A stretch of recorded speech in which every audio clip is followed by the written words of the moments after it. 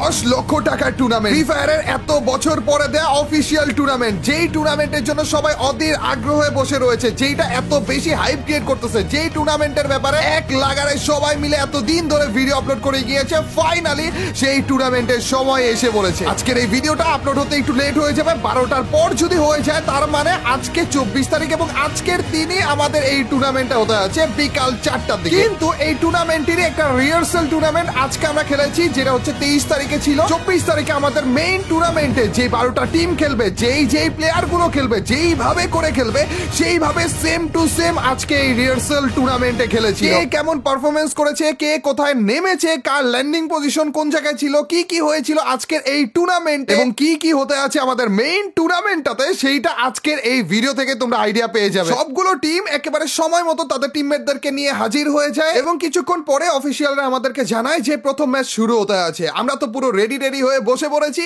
এই